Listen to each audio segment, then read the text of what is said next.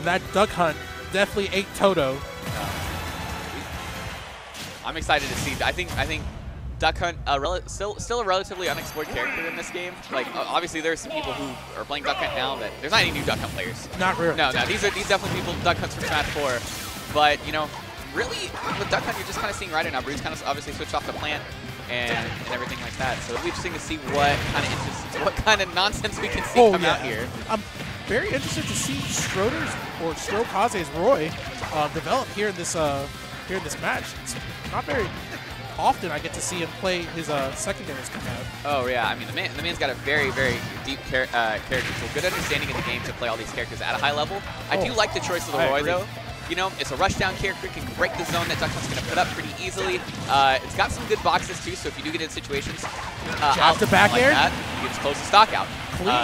Kind of in like a way you would want to fight Snake with his grenades. You kind of want to fight Duck Hunt with the can too, because that can will come out frame one and you'll get situations like that. So I think Roy's a good choice to get in there, throw those big, heavy, meaty boxes out, and you know, win those trades and stuff. Yeah, you know, can is not necessarily exactly like grenades in the sense that you can always throw them out even after you exploit one. Right. But so whenever you use one, it kind of leaves you vulnerable. But more like anytime you can get a hit or a frame one trade like that, it's always a favorable situation for Duck Hunt because like that, he gets more stage control out of it.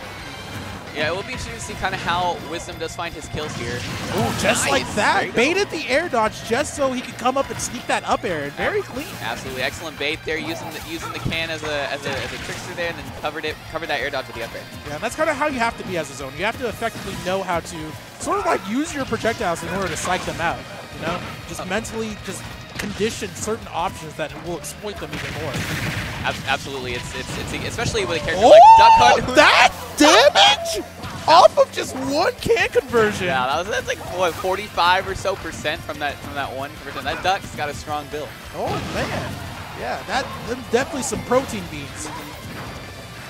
Okay, StroKaze trying to look for some more of these jabs in neutral, possibly getting him in a jungle situation if he can, and gets the back air to take that second stock. Yeah, perfectly timed there, caught the jump, and now we'll see, because it's going to be hard for Duck Hunt to really kind of close stocks out without taking a bit of extra credit himself, just because you do enjoy forcing trades with can sometimes. Oh, absolutely. Like, if you want to trade with can, you have to make sure you at least get close enough to close that distance.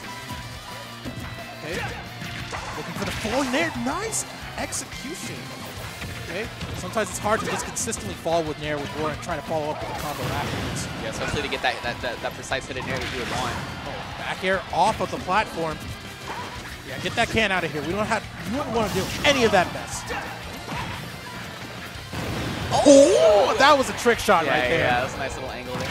Okay, and trying to invalidate the can as much as possible.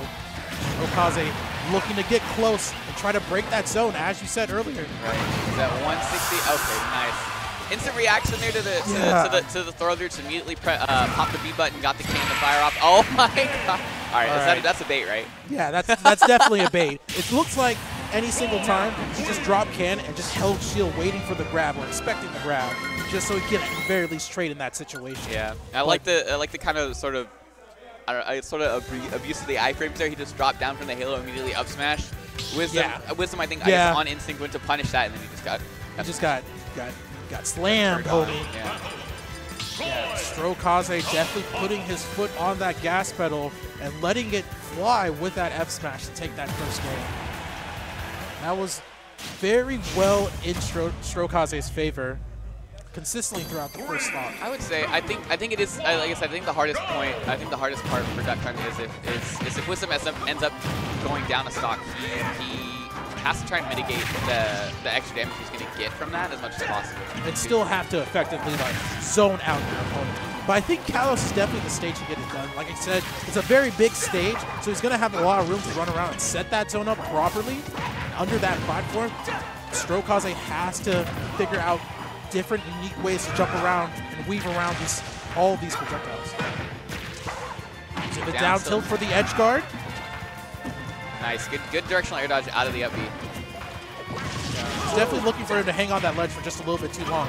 Right, they can't activate it right now. Ooh.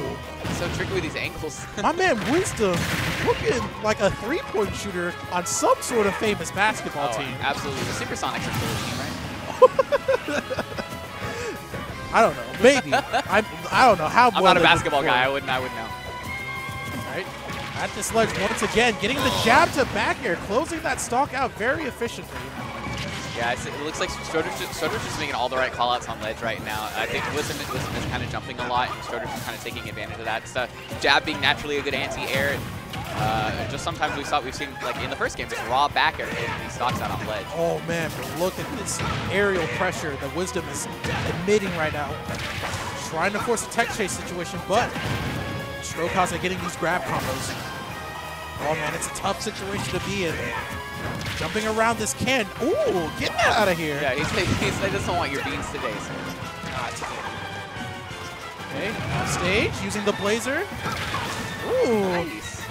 Nice stuff. Even though he's not getting like any true strings or anything like that, he's following up with some sort of immediate pressure in front of Duck. Right, yeah, absolutely. He's at least keeping Wisdom off his toes, and then again, reading the a high recovery off the ledge there with the back air. All right.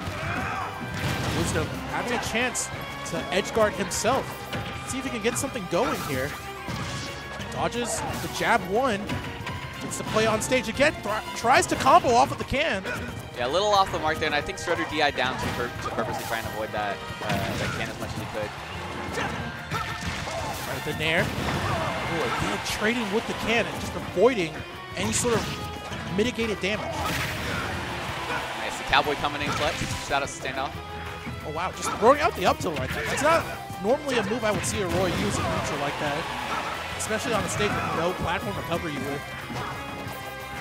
See, it's the hardest part about it. Oh, okay. Yeah, I mean, living to 200% like that, that's gotta, that's good patience by Wisdom to make sure he knows the kill will come eventually, but sitting at 91% and off stage. Yeah, Roy definitely has the kill power to send you flying at any percent after this point. One good jab to back there, or even a dancing or double-edged dance could spell his demise. Nice, and again, reads the jump off ledge with the forward air, not quite going to close the game out. Right, using the can to help him get out of disadvantage, but the F tilt going to close it out very efficiently from StroKaze. Yeah, and that honestly, like a lot of the stocks they came around off the ledge. Stroder was just able to make the right calls at the right time on ledge, and particularly that jump too we saw with that back end.